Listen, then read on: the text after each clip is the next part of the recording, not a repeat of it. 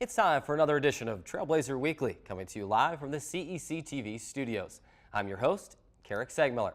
Today we'll recap the latest swimming and basketball results, as well as hear from men's basketball head coach Jon Judkins, and later men's basketball junior guard Brandon Simister in our player profile feature.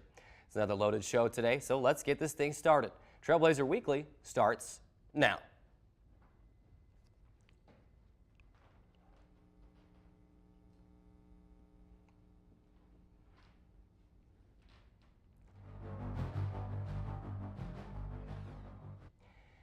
We start the show today with women's swimming and the results from a few weeks ago. You remember the results weren't available at the time of our show last week, so without further ado, here they are. The Trailblazers started their two-meet trip at Mills College in Oakland on January 20th and rolled to a 122-53 victory.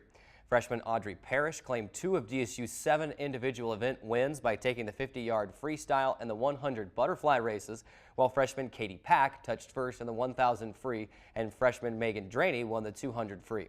In addition, sophomores Phoebe James and Mackenzie Fitzgerald, as well as freshman Kayla Greer, each picked up race victories. Then it was off to Santa Cruz for a meet with UC Santa Cruz the next day. DSU stayed close in the meet, but ultimately fell 135 to 124. The Trailblazers collected 5 more race victories in the 14-event duel, including 2 by Greer in the 100 and 200 back. Pack also posted another win in the 1,000 free, and Snelders touched first in the 200 individual medley. In addition, DSU's foursome of James, Parrish, Draney, and Russell combined to win the 200 free relay. To the basketball court now as both basketball teams welcomed Hawaii Hilo to the Burns Arena for the second game of a 5-game homestand.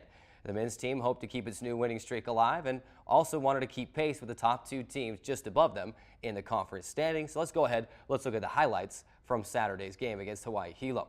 It was Marcus Bradley, just like the Azusa game, setting the tone defensively. 3 blocks in the first 90 seconds for Bradley. He would also get going offensively with a teardrop floater in the lane, followed by this free throw line jumper. Bradley was finished with 7 points and 5 rebounds in the game. Then it was Brandon Simister, shaking the defender, knocking down the 3 from straight away. And no, this is not a replay. It's just the repeat. Simister, the same play the next time down the floor, and it worked to perfection.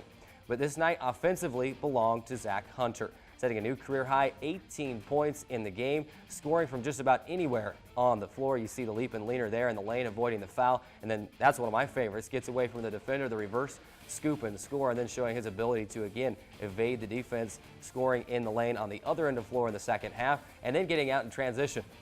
The Trailblazers ahead to Zach Hunter, the and one opportunity for Zach Hunter, and then Trevor Hill doing his best Zach Hunter impression with the and one there. And Dixie State held on to win 81-72 over the Vulcans. 4 DSU players finished in double figures in the win, led by Zach Hunter with those 18 points and 7 rebounds. Trevor Hill added 13 points, while Brandon Simister and Quincy Matthews each scored 12 points. For his performance in the game, Zach Hunter earns our Trailblazer Weekly Impact Honors for this week. His 18 points are new career high for him, and he did so efficiently, shooting 7 of 11 from the field and also grabbing 7 rebounds. Congratulations to Zach, our Trailblazer Weekly Impact Player Honors. Trailblazers now have 3 more games at the Burns Arena before heading to Hawaii in a few weeks. To women's basketball now, as the Trailblazer women look to end a 4-game skid as the Hawaii Hilo Vulcans came to the Burns Arena for the first time since early 2015. Let's take a look at those highlights and let you know what happened in the game. The Trailblazers, behind Lisa Van Kampen, Allie Franks, and Maddie Ventling, started hot from outside. Van Kampen and Franks each getting a 3 there, and then Ventling, not 1, not 2, but 3 times Ventling hit from beyond the arc in the first half, and that's where she would finish with 9 points as the Trailblazers really owned the momentum in the first half in this game. There you see Kasuba. She would score a couple of buckets inside in the first half, as well as Tremina Jordan. The Trailblazers led it 37-27 at the half, and you thought maybe the Trailblazers would get their first home win of the season, but the third quarter, here comes Sydney Mercer and the Vulcans storming back. Mercer would finish with 20 points in the game. The Vulcans would retake the lead, but then in the fourth quarter, it was Shelby Kasuba time. The Trailblazers had one more run in them. Kasuba scoring back-to-back-to-back buckets for DSU to help the Trailblazers take a 57-52 lead with just under 3 to go. but the Trailblazers wouldn't score again. Hawaii Hilo would erase that deficit and win 60-57. Shelby Kasuba finishing with a team-high 13 points in just 11 minutes of play, while Ashley Burge added another 11 points you see on your screen. Kasuba's performance earning her our Women's Basketball Impact Player honors as she scored 3 consecutive baskets late in the game to give the Trailblazers a chance to win that game. Trailblazers are now 2-11 in Pac West play and continue their 5-game homestand with 2 games this week. It's time to take a break. When we come back, we'll hear from men's basketball coach Jon Judkins, Mr. 500. Don't go anywhere. There's more Trailblazer Weekly right after this timeout. I'll never forget the day our landlord called and said, read your lease. No pets allowed. My owner tells him my dog ate the lease, but that didn't work. And now I'm stuck in a shelter. But this pit bull is ready for a new crib. I'm loving, loyal, and play well with others. So don't be intimidated by all my muscles, because the biggest one I have is my heart. That's right, I said it.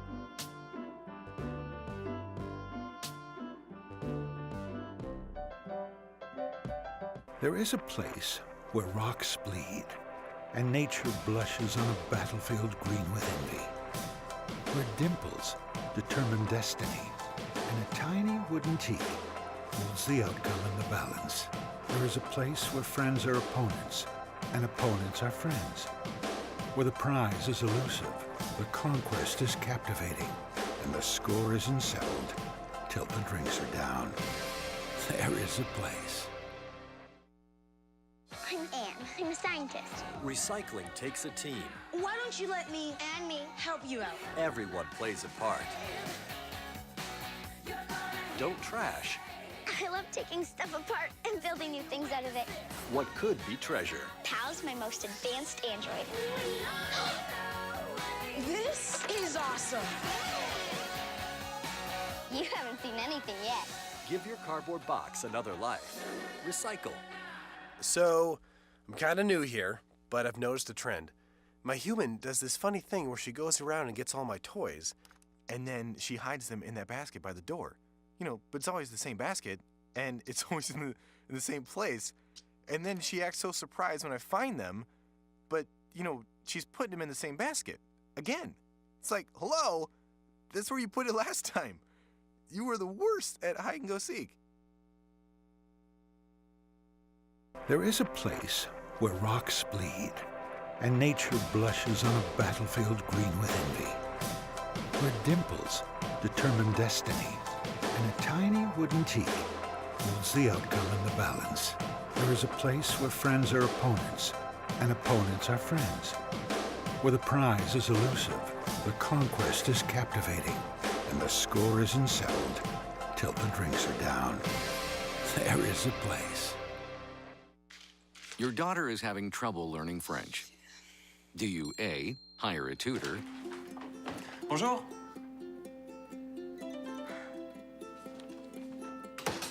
B, enforce a French-only rule at home? Or C, watch some foreign films? When it comes to parenting, there are no perfect answers, but that's okay, because you don't have to be perfect to be a perfect parent. Teens in foster care will love you just the same. The Trailblazer Weekly, live on CEC TV and online at southernutahlive.com. We're approaching the home stretch of the basketball season, and today we're pleased to have men's basketball head coach Jon Judkins joining us on the show. Coach, thanks for stopping by. Thanks for inviting me. To chat with you a little bit before we send you back down and get you ready for practice, but always an exciting time to have the head coach on right in the middle of the season. And let's just start with the elephant in the room question. I'm sure you're sick of talking about it since Saturday, so we'll get it out of the way early. We have to bring it up. I teased it going to break. The win over Hawaii Hilo, marking your 500th career victory. A lot of coaches don't even get to coach that many games, let alone win that many. Congratulations on that. It's got to feel great to get to that milestone. It does. Thank you. I appreciate that. Again, it's I didn't really think about it, like you said earlier.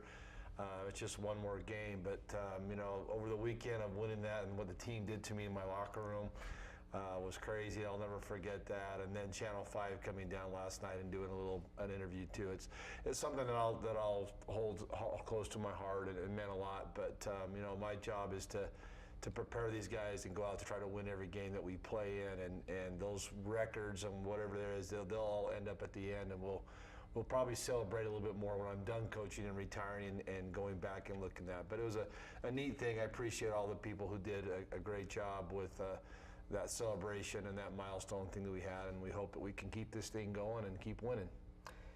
And he referenced what his team did to him at the end. If you don't know what happened, he went into the locker room. It's all over social media now. He went into the locker room and they just drenched him with water. He came back out for our post-game interview, just soaked, just dripping, looked like he'd taken a shower. And that was fun. I've seen the video. Let's take a quick look back at this season so far.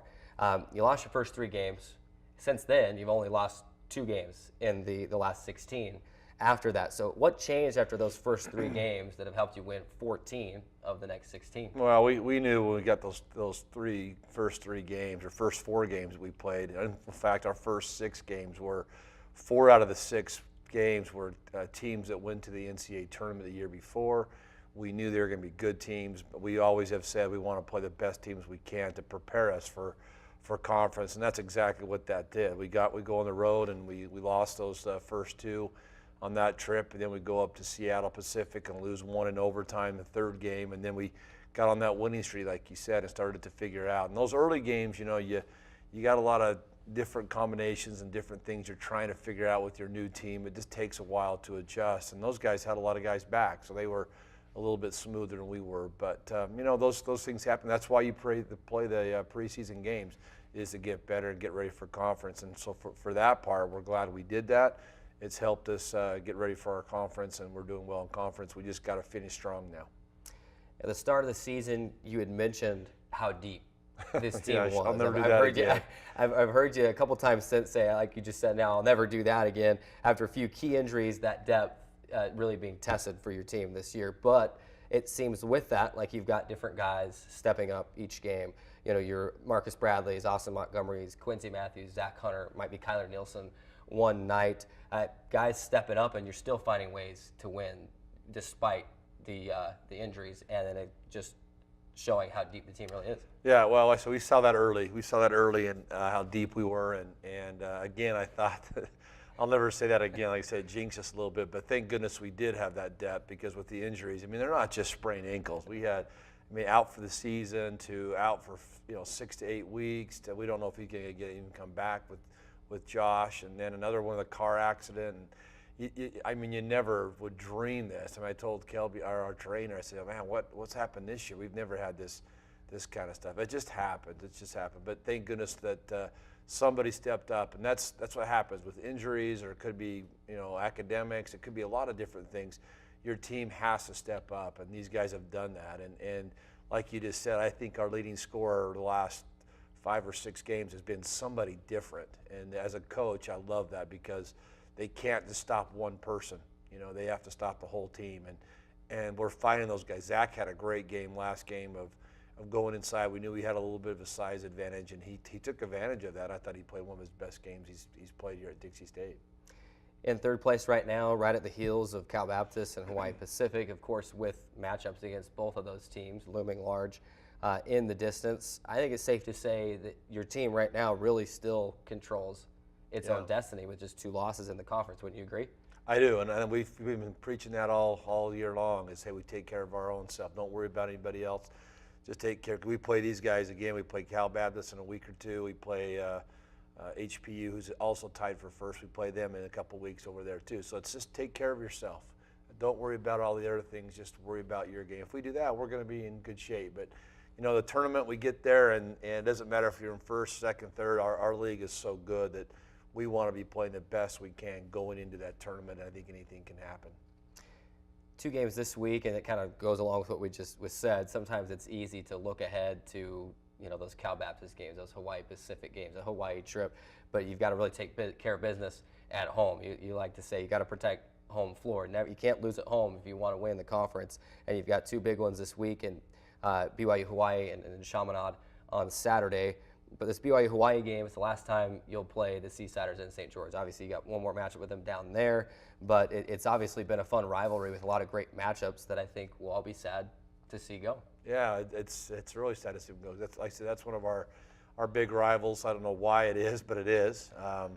you know, our best attendance is against them, and we hope that we have that again on Thursday. But it's sad to see them go. We kind of understand what they're going to do, but you know, it's going to be a fun game. No matter where they're at or where we're at, it seems like every time we play each other, it's going to be a fight. It's going to be a war going down the end, and we hope that our guys are ready. They've had some injuries too, just like us. Lost a couple of players out for the year, but they're going to be ready. There's some Utah kids on that team as well as some of the kids that we recruited. So it should be a fun game, and again, if we come out and do what we're supposed to do and play hard, have a lot of people there, it should be a fun night. Of course, I mentioned early on, as we were bringing you in, that the home stretch of the season is right here. That February grind is the grind. To this point, your guys have figured out ways to win. What's been your message? What was your message to the guys after they finally drenched you and you were able to talk to them on Saturday with these big games remaining? Well, it's every game's different. Could be rebounding, it could be defending. I thought we played okay against Hilo, not one of our better games, but we got to the foul line 42 times.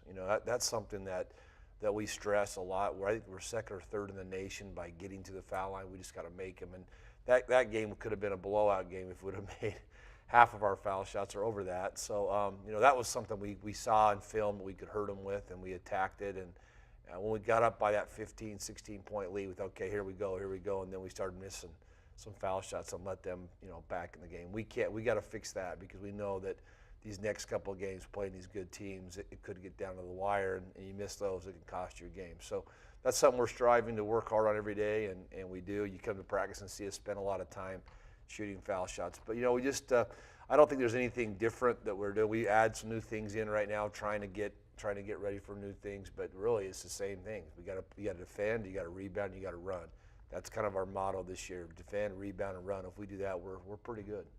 I know you. Every time I ask you for keys to the game, you like to jokingly tell me, "Hey, we got to rebound more, score more than the other team, and we'll be good. We'll be good to go." So we wish you the best of luck in doing that throughout the season, Coach. Thanks for stopping by today, taking a few minutes out of your busy schedule. Before we let you go, I'm going to hand you this Sharpie, and I'm going to reach up, and maybe you should, because I got short arms here. No, here's our Trailblazer Weekly hard hat. All of our guests so far have signed that thing. Pick a spot and sign it. Write your sport below it, and we'll keep that around, kind of like a trophy. Right. Kind of representing the hard work that the good folks here at CEC put into building this set for our interviews. Yeah, so we appreciate you guys, and also these guys. Every time we get a team coming in, they always love the videos and love the things you guys do. So thank you for what you guys do. Well, thank you. We appreciate it. While he's doing that, I'm going to let you know it's time for our next break. When we come back, we'll take a look ahead at the next week in Trailblazer athletics, as well as hear from men's basketball junior guard Brandon Simister in our player profile feature. We'll be right back after this timeout. I'll never forget the day our landlord called and said, read your lease. No pets allowed. My owner tells him my dog ate the lease, but that didn't work. And now I'm stuck in a shelter. But this pit bull is ready for a new crib. I'm loving, loyal, and play well with others. So don't be intimidated by all my muscles, because the biggest one I have is my heart. That's right, I said it.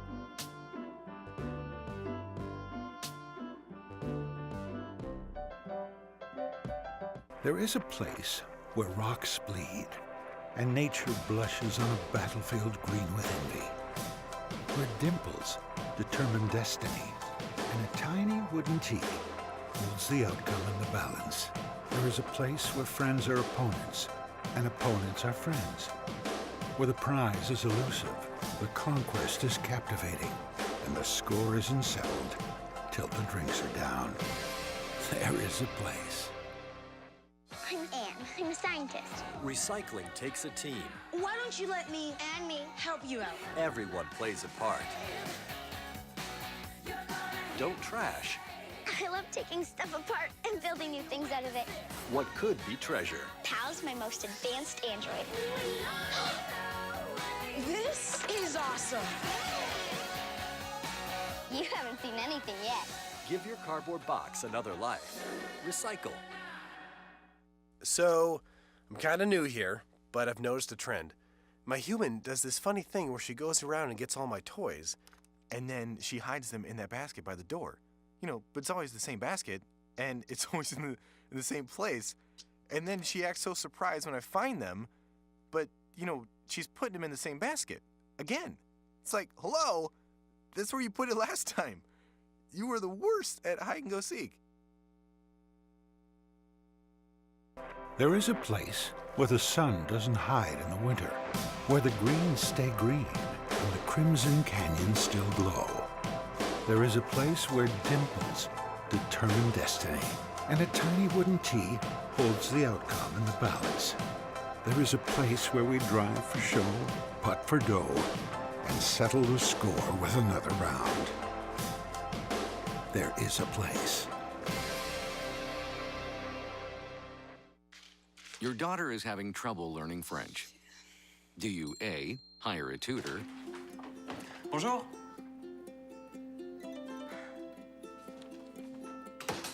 B, enforce a French-only rule at home? Or C, watch some foreign films? When it comes to parenting, there are no perfect answers, but that's okay, because you don't have to be perfect to be a perfect parent. Teens in foster care will love you just the same. Welcome back to Trailblazer Weekly. It's time now to take a look ahead at the next week in Trailblazer Athletics. Go ahead and follow along on your screen as we let you know which events are at home and which are on the road. It's a busy week, I should say, after kind of a lighter week the last couple of weeks. It all starts on Thursday. The softball team getting their season underway with a doubleheader starting at 3 p.m. at Carl Brooks Field, hosting Northwest Nazarene. And then basketball. The last time BYU Hawaii will be in the Burns Arena before they drop their intercollegiate athletics from the school. The women will tip off at 5, with the men tipping off at 7:30. And that one. Then we move on to Friday, and just like softball, the baseball team is underway at Cal State San Bernardino. That will be a 1:30 p.m. Pacific time first pitch on Friday. So if you want to follow along with live stats from our website or try to find the live video stream of that game, you can. It starts at 2:30 p.m. here in Utah. That's the only thing we've got going Friday, and then we continue on into the weekend. Another busy Saturday for the athletics as a whole, with Cal State San Bernardino on the road for a doubleheader at Cal State San Bernardino, the second and third games of that 4-game series, starting at 11 a.m. Pacific time or noon here in Utah. And then Chaminade in town to take on the men's and women's basketball teams. The women will start at 5, the men at 7:30 as usual. Then ahead to Sunday, Cal State San Bernardino and our Dixie State Trailblazers will finish their 4-game series with one game at 11 a.m. Pacific time, noon here in Utah. That's the only thing going on Sunday, so we move ahead to Monday and women's golf.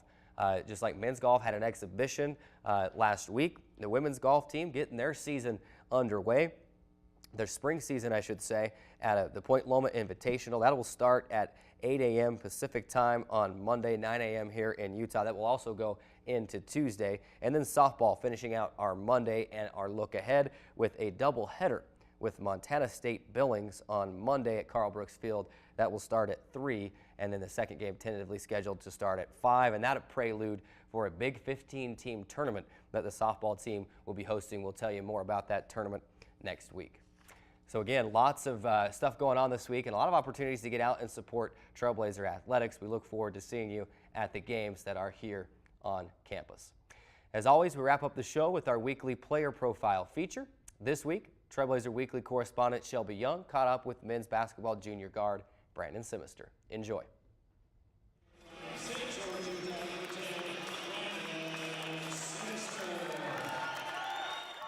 My name's Brandon Simister. I play for the men's basketball team here. I'm a junior right now, and I'm currently majoring in biology with a biomedical emphasis.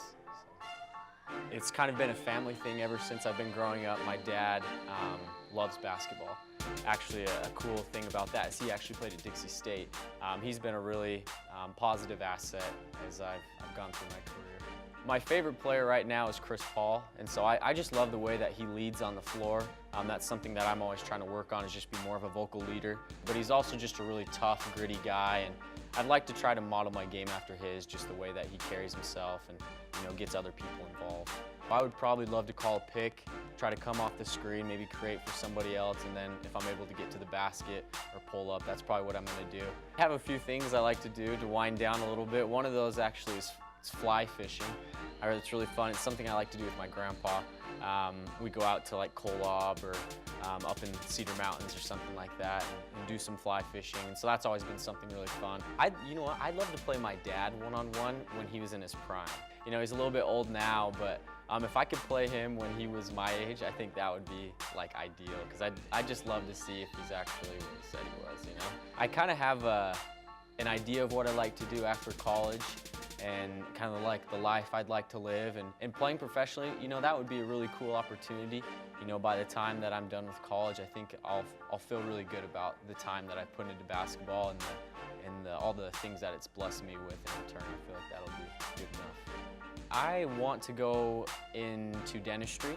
I've learned a lot about it and I've really enjoyed studying it, and so hopefully after my senior year I can get into dental school somewhere and just kind of start on that long journey. I've always enjoyed playing Cal Baptist. We always seem to get a really good crowd to come out. They're a great team, we're a great team, so it always makes for a really good game. So that game's actually coming up in a few weeks, so hopefully we can get a lot of people out there and take down Cal Baptist again. Thank you so much, Shelby, and anybody around, we'd love to have you at our game. So come out, cheer loud, we'll get the W. Another fantastic player profile. It's always great to hear from our coaches and student athletes. Remember, you can see Brandon Simister and the men's basketball team this weekend with games on Thursday versus BYU Hawaii and on Saturday again against Chaminade. That'll do it for today's show. We thank you for watching. Remember, you can catch all episodes of Trailblazer Weekly on demand at southernutahlive.com, as well as on the Dixie State Athletics YouTube page. Enjoy your week, everybody. We'll see you next time on Trailblazer Weekly.